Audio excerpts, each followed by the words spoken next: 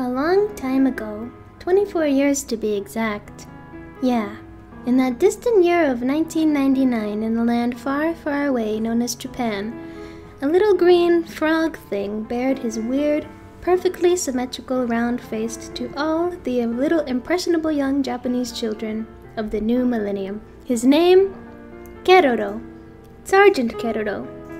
A name that would be passed down for years to come, only to fade into a distant memory for all of us 20-somethings that grew up watching his weird-ass face on TV. Keroro Gunso, also known as Sergeant Frog in the West, is an early 2000s story about a group of frog-like aliens that desperately want to invade Earth, but are extremely bad at it. The story follows Fuyuki, a 12-year-old boy who crafts an unbreakable bond with the leader of the alien platoon, Sergeant Keroro. To his ornery older sister Natsumi's dismay, his mother lets him keep Keroro as a pet, mostly just to exploit him for creative inspiration.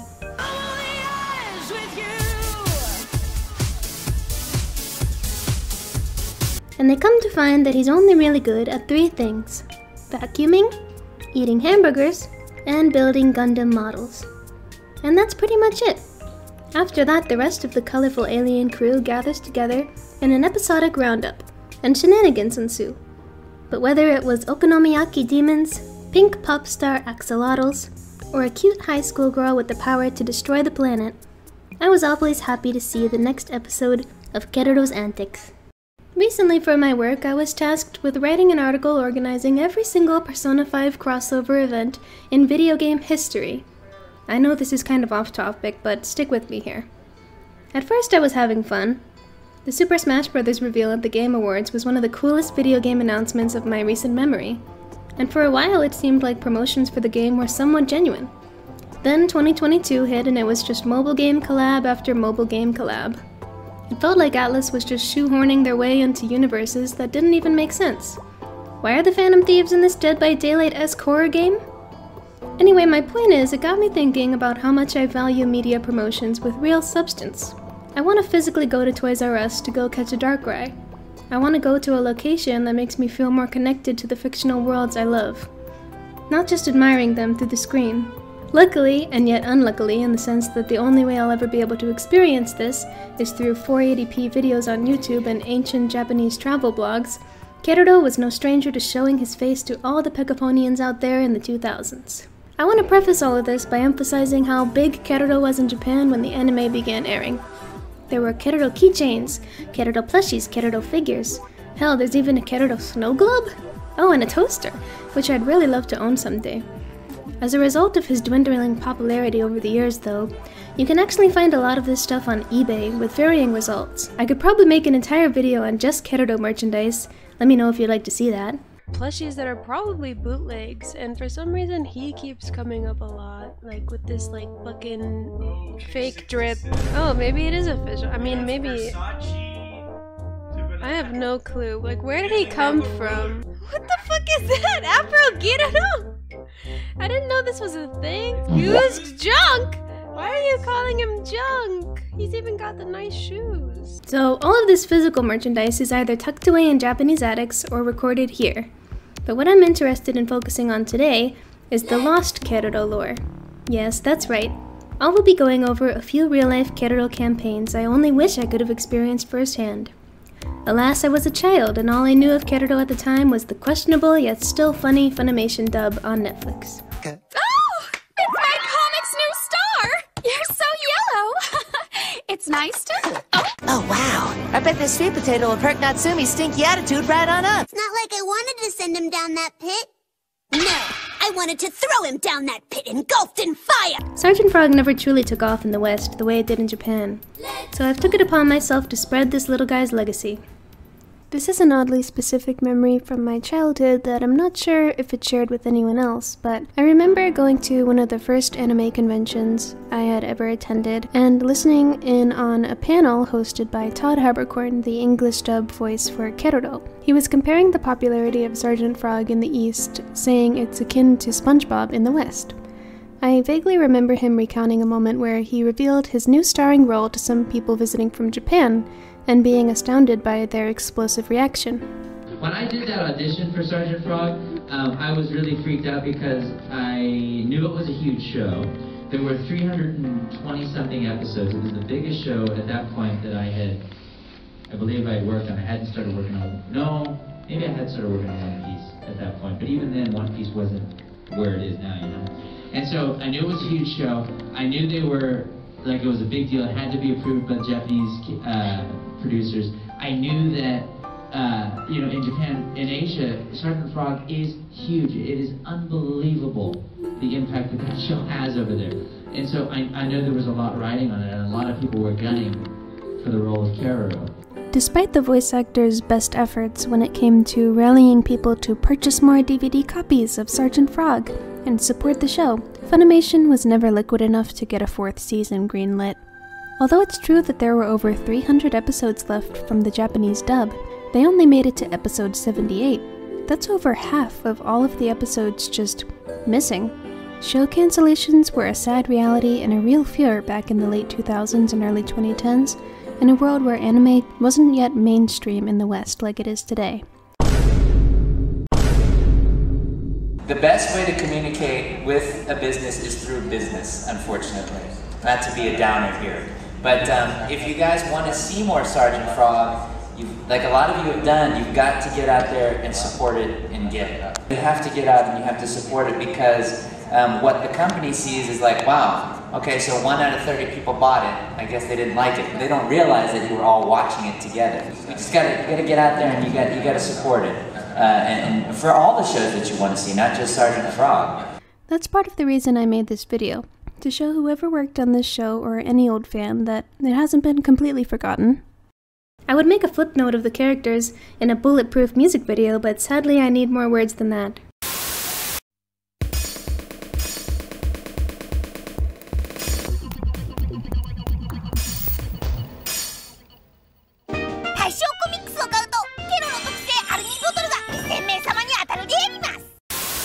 By April 3rd, 2004, the Keroro manga had seen 8 volumes completed, and the anime was airing its first episode.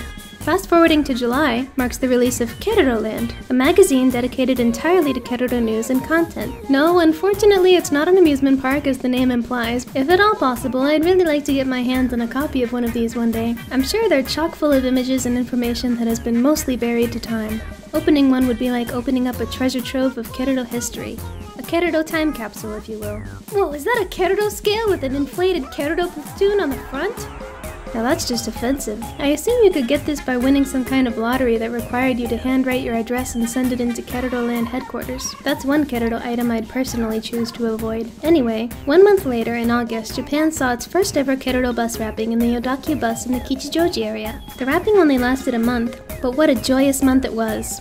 What I wouldn't give to be able to ride this bus. Imagine, it's 6 in the morning, you're on your daily commute to work, and these guys pull up to greet you. Remarkable! Speaking of postcard lottery, that's exactly how they took invitations to the Keroro Platoon's first live event. On August 26, 2004, the voices of Keroro, Natsumi, Kiroro, Engomwa, Sumomo, and the singers of the opening and ending theme songs all got together for a talk show and live performance. I don't know of any recorded photos or footage of this event, which is a shame. The most I could find was a conversation between 2 Japanese citizens on an old message board. To gain some more insight into what the event was like, I'll provide a rough translation. It was cute, it was funny, it was cool. In short, it was fun. Dance Man was great.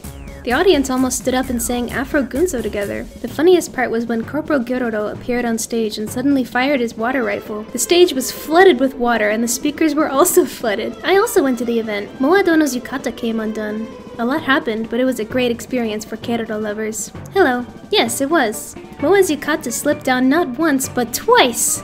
I was in the front row by Moa Dono. The movement of the sergeant was comical and cute. After the show, I asked him about it, and he said he could only move his arms up to his elbows. An hour and a half was too short. I hope the next show will be at least 2 hours long. So there's a few things to unpack here. I assume based on context that there were performers in mascot costumes for this event. What kind of relationship did this anonymous user have with Keroro to be able to just ask him details about his restricted movement? How much was he getting paid per hour? How hot was the suit? If only we could get those answers from the source himself. I wonder what kind of message was sent to them when so many accidents kept happening over and over. At least the audience had a good time.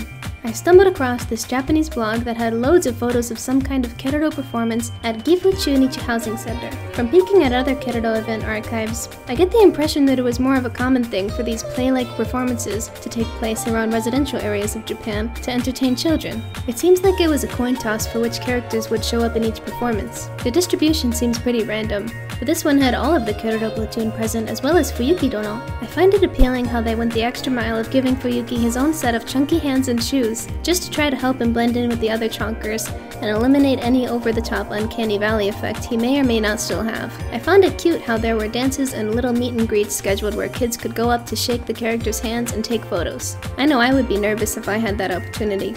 I wonder if they were able to reply or communicate somehow if they were just silent.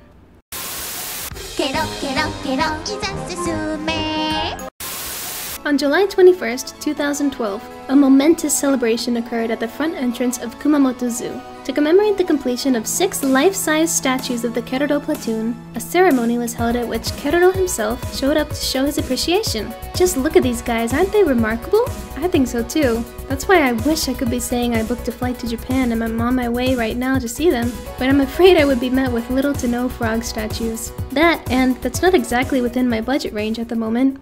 Hopefully one day though.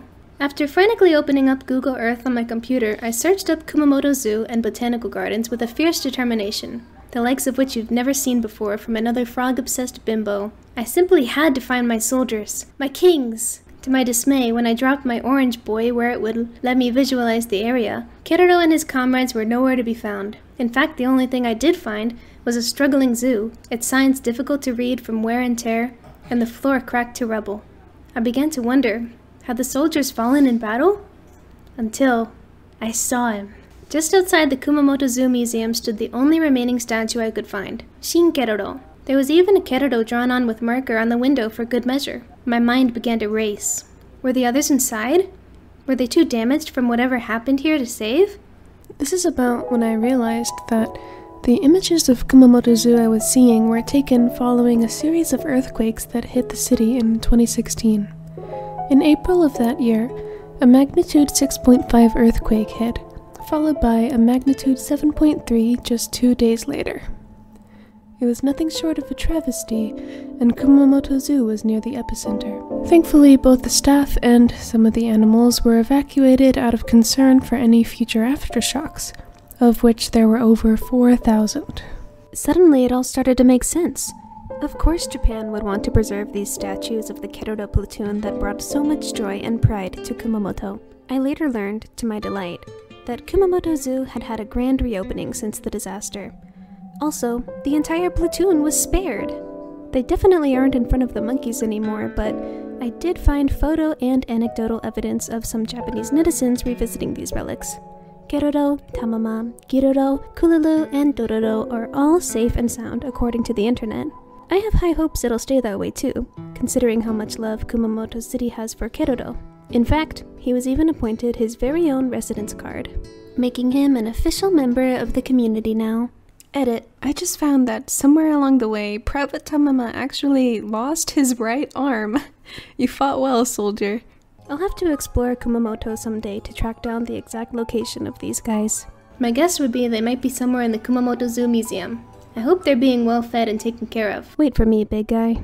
It was with great pride that I found that Keroro has actually done his part when it comes to disaster relief in Japan. For example, he made an appearance as a Nebuta float in the Tohoku Recovery Festival Parade. He was created by Nebuta artists from Aomori. For context, if you didn't know before watching this video, Nebuta floats are large bamboo and wire fixtures painted and papered to look like a variety of different historical and mythological creatures. I guess he wanted to do what he could to make people smile again, being a frictional frog alien and all. He does have an ability to cheer people up.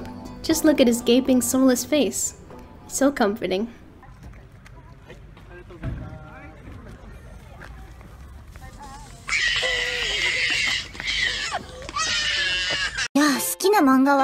Keroro Gunso. By the way, there was another Keroro float at the Kanda and Tsuke festivals in 2009 and 2013. For the month of March in 2006, a special Keroro attraction was open at Universal Studios Japan. According to an account from a visiting customer's blog, it was a walkthrough attraction. Apparently it wasn't crowded even on a Saturday morning. A panel display of the Keroro platoon was in place, and detailed descriptions of each character were provided for those unfamiliar with the series.